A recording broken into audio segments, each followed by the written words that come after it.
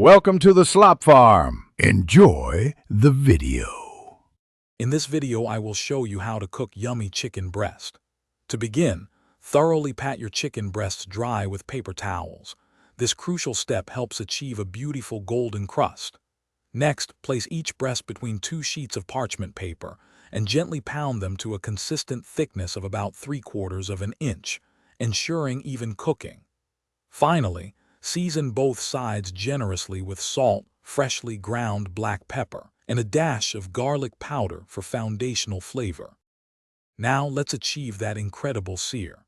Place a large, oven-safe skillet over medium-high heat until it's quite hot, almost smoking. Add 2 tablespoons of a high smoke point oil, like avocado or grapeseed, ensuring it coats the pan bottom evenly.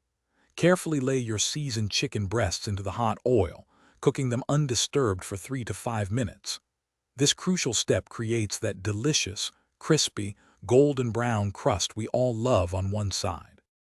Once one side is beautifully seared, carefully flip the chicken breasts in the skillet.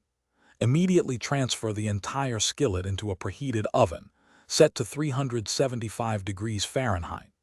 Continue baking for 8 to 12 minutes, or until the chicken is cooked through.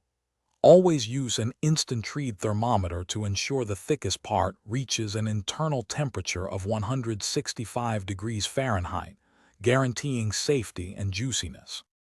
After cooking, the next critical step is resting. Carefully remove the skillet from the oven and transfer your perfectly cooked chicken breasts to a clean cutting board. Let them rest uncovered for 5 to 10 minutes. This allows the juices to redistribute throughout the meat, resulting in incredibly tender and moist chicken. Finally, slice the chicken against the grain into beautiful half-inch thick pieces, maximizing their tenderness with every bite. Thanks for watching. Consider subscribing if we helped you today.